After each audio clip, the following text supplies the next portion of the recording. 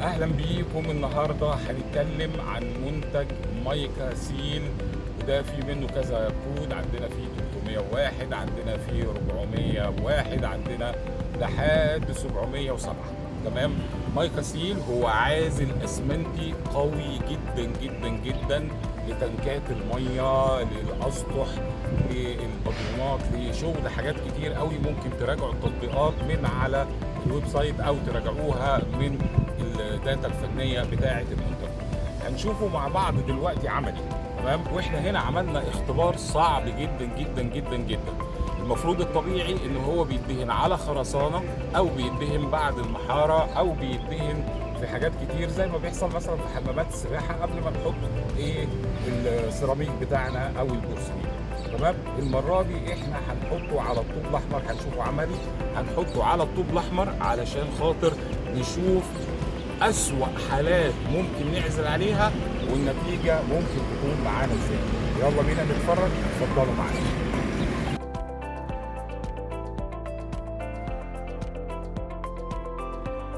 انت النهارده عملت لنا الحوض دون عشان نعمل تجربه على الماده بتاعه المايكا سيل، صح؟ تمام يا فندم، مادة العزل. تمام. تمام يا هندسة. طيب، الحوض ده المفروض ان هو في الاحواض العاديه المفروض ان هو بيكون متمحر او بيكون على الاقل فيه اي خرسانه. انت النهارده عايز تجيب اصعب حاجه على الطوب على طول، تمام. صح كده؟ تمام.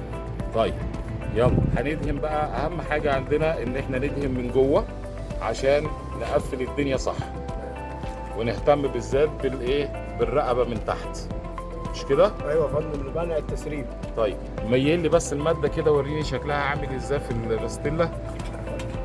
ماشي، هي بتبقى سايبه ما بتبقاش ماسكه نفسها. لازم يا فندم عشان عشان الفرد. تعرف تدهنها الفرد بالروله والجفاف. او عشان الفرد واستخدام بقى الفرد بتاعها بالرولة او بالفرشة طيب تمام. عشان يلا. تغطي جميع المسام المفتوحة وتقوم بعملية العزل المطلوبة 100%.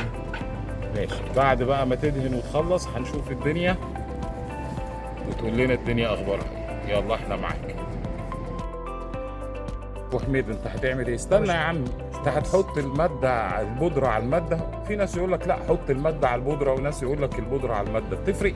بتفرق يا هندسة. الفكرة في التقليب بس عشان احصل على القوام اللي انا عايزه.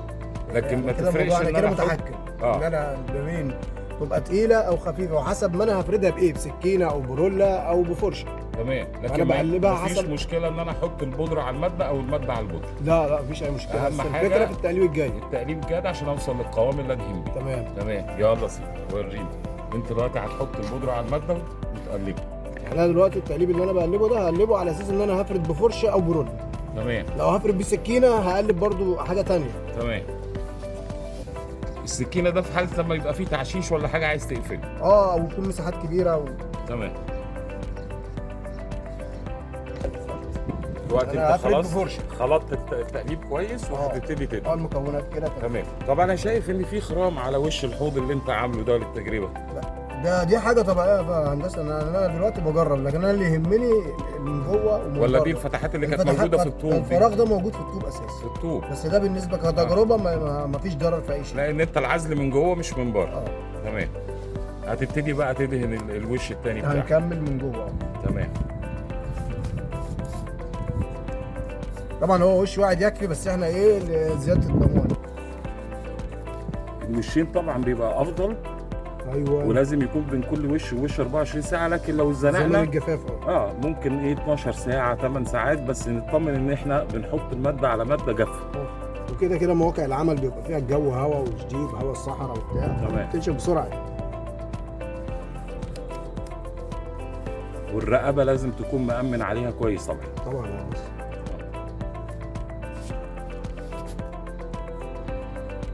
احنا معاك واحده واحده لحد ما تفرد مادتك جوه الحوض تماما. وده الوش التاني. طبعا هي الماده المفروض بتبقى دهانه على الخرسانه، لكن انت دهنتها على الطوب الاحمر. الموضوع مختلف عشان يعني تبين قد ايه هي جامده. هي كده اقوى ده كتير انت طبعا. تحدي تحدي جامد يعني. لان الطوب اصلا بيبقى مسامي ومفرغ. ماشي، هنشوف احنا معاك اهو.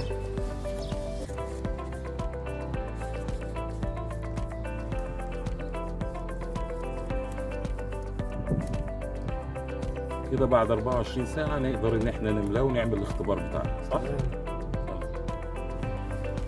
الاختبار على الطبيعه. ايه اهم مميزات ماده العزل الاسمنتي مايكا سيل معاك؟ اهم المميزات يا فندم ان هي عندنا منع تسريب نهائي، ومنع التشقق بعد الشغل بعد الفرد، واعلى نسبه فرد، كميه فرد يعني بتوفر معانا كتير. يعني بتوفر معاك، بتفرد بتوفر كويس، معاك وفعاليه ما وأمان. بتشققش وانت بتفردها، كل دي مميزات. ومعدل النشفان بتاعها سريع ولا بطيء؟ لا، زمن الجفاف سريع تمام تمام. مع اعلى نسبه فرد طبعا. اللي يهمني في العزل كل دي عوامل امان بالنسبه للعزل. تمام. تنفع حمامات السباحه، حمامات البيوت، غرف مطابخ، الشاور، مطابخ، اي حمامات، مكان، تنكات الميه، تنكات الماء، الخزانات، خزانات الارضيات. تمام. اما اي مكان فيه ميه كتير مستمره. تمام كده. احنا بقى منتظرين تشد وتنشف عشان بعد كده نملى الحوض ميه ونبتدي نشوف تجربه العمل. هتعمل ايه في التجربه العملي في التسليم.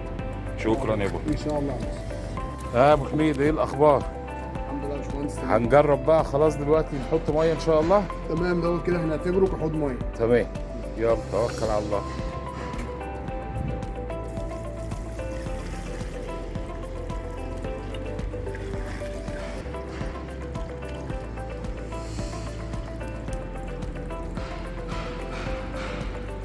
هنسيبها ايه مثلا 24 ساعة ونشوف الدنيا فيها بعد كده هيحصل ايه؟